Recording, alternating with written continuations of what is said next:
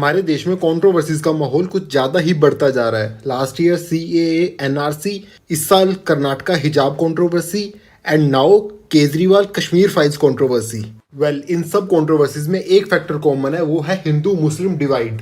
इन controversies का फायदा किसी और को हो ना हो, लेकिन हमारे मेन स्ट्रीम मीडिया को बढ़िया मसाला मिल गया है, जिससे वो सारा दिन हिंदू मुस्लिम करके फुल ऑन टीआरपी बटोर रहे हैं। अकॉर्डिंग टू सम एनालिस्ट, इस टाइप की कंट्रोवर्सीज को मीडिया में इंटेंशनली बढ़ावा दिया जाता है ताकि लोगों का ध्यान मेन मुद्दों से भटकाया जा सके। हमारे देश की चुनी हुई सरकारें भी ये चाहती हैं कि लोग इस टाइप के इश्यूज के अंदर उलझे रहें और कोई भी सरकार से ये क्वेश्चन ना करे कि सरकार ने रियल इश्यूज के लिए क्या काम किया। इस समय हमारे देश का रियल इशू है, वो है अनएम्प्लॉयमेंट एंड इन्फ्लेशन।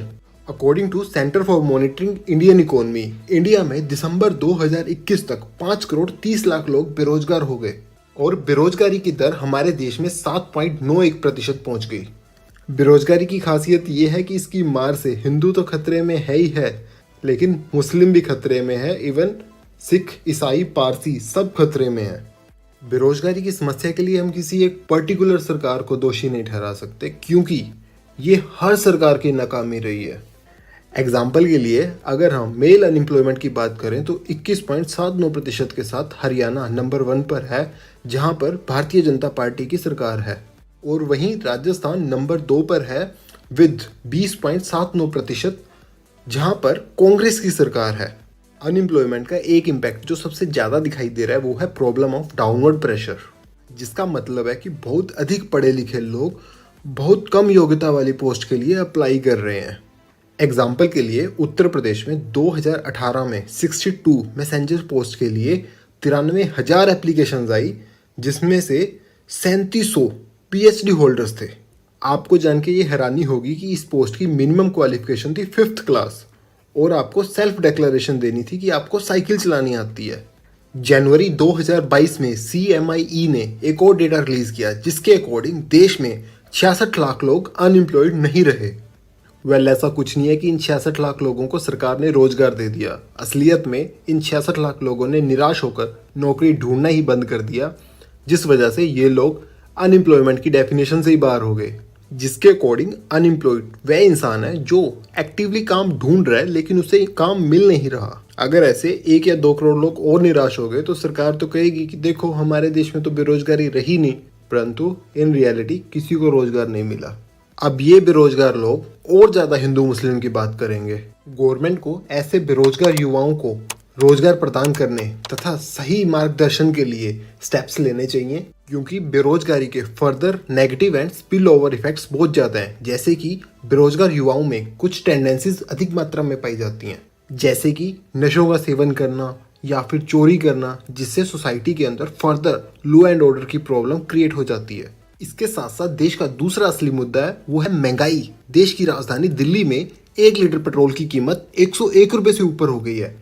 वहीं कमर्शियल LPG सिलेंडर की कीमत 2250 रुपये तक पहुंच गई है। Ministry of statistics and programme implementation के डेटा के अकॉर्डिंग फरवरी 2022 में रिटेल इन्फ्लेशन 6.07% हो गई, जिसने कि गवर्नमेंट ऑफ इंडिया द्वारा सेट इन्फ्लेशन टारगेट लिमिट को भी तोड़ दिया। बढ़ती हुई इन्फ्लेशन हर इंसान के लिए चिंता का विषय होना चाहिए, क्योंकि जैसे वर्ल्ड इकोनॉमी के हालात हैं after the corona virus and Ukraine Russia war, ये इन्फ्लेशन किसी भी वक्त आउट ऑफ कंट्रोल जा सकती है। Inflation is like a negative tax, यानी कि आपके पास जितना भी पैसा है उससे आप कितनी वस्तुएं खरीद पाएंगे, आपकी वो परचेजिंग पावर कम हो जाएगी। हमें काफ़ी ऐसे एग्जाम्पल पास्ट में देखने को मिलते हैं। फॉर एग्जाम्पल इन जिम्बाब्वे, जब जिम्बाब्वे गवर्नमेंट वहाँ बढ़ती हुई महंगाई को कंट्रोल करने में असमर्थ रही तो इन्फ्लेशन हाइपर इन्फ्लेशन में कन्वर्ट हो गई। इस सिचुएशन में क्या हुआ कि लोगों के पास जितना भी पैसा था उसकी परचेजिंग पावर बिल्कुल कम हो गई और हालात इतने बदतर हो गए कि लोगों को अगर एक ब्रेड का पैकेट भी खरीदना होता तो उन्हें पैसों को बैग में भर भर के लेके जाना पड़ता था। इन कंट्री लाइक इंडिया, जहां पर वर्ल्ड बैंक की डेफिनेशन के according 86 million people extreme poverty में जी रहे हैं, वहां पर अगर इन्फ्लेशन हाइपर इन्फ्लेशन में कन्वर्ट होगी तो सिचुएशन कितनी भयावह हो सकती है, आप इसका अंदाजा भी नहीं लगा सकते।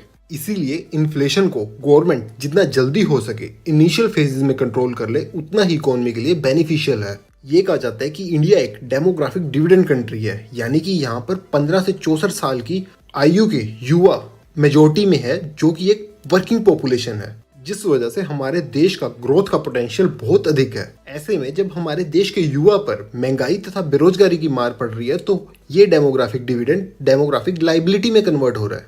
हमें बचपन से ये पाठ पढ़ाया जाता है कि हिंदू, मुस्लिम, सिख, ईसाई हम सारे भाई भाई।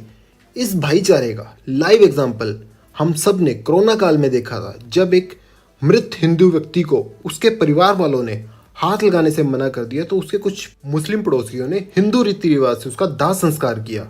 यही भाईचारा तो हमारे भारत की खूबसूरती है। ऐसे में चंद वोटों तथा लोगों का ध्यान मेन मुद्दों से भटकाने के लिए बंटवारे की राजनीति की जाती है, तो ये इस देश की अखंडता की नींव के ऊपर डायरेक्ट आक्रमण होता है। एक तरफ तो हम अपने देश को सुपर पावर बनाने की बात कर रहे हैं, दूसरी तरफ हमारे देश में ऐसी कंट्रोवर्सीज हो रही हैं, like in Karnataka halal meat ban controversy over Tipu Sultan, या फिर इससे पहले विजन IAS कंट्रोवर्सी, जिसमें ये डिस्कस हो रहा था कि मुगल्स अच्छे थे या बुरे थे।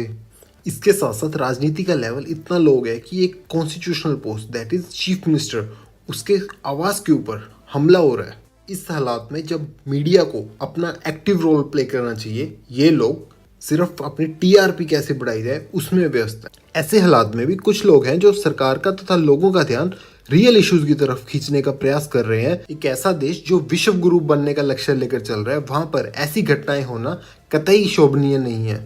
अगर हम सच में विश्व गुरु बनना चाहते हैं तो देश की तथा प्रदेश की सरकारों को ऐसे स्टेप्स लेने पड़ेंगे जिससे कि देश की हर कम्युनिटी के बीच भाईचारा बढ़े, तथा देश के लोगों को भी ये समझने की जरूरत है कि इस बंटवारे की राजनीति का फायदा केवल चंद लोगों को ही हो रहा है, लेकिन उनके रियल इश्यूज का कोई हल नहीं हो रहा। ऐसे में लोगों को अपना ध्यान बंटवारे की राजनीति से हटाकर मेन इश्यूज के ऊपर लेकर आना है, तथा अपने रिप्रेजेंटेटिव से क्वेश्चन करना है कि उन्होंने देश की रियल प्रॉब्लम्स लाइक महंगाई, बेरोजगारी, उसे दूर करने के लिए क्या क्या स्टेप्स लिए।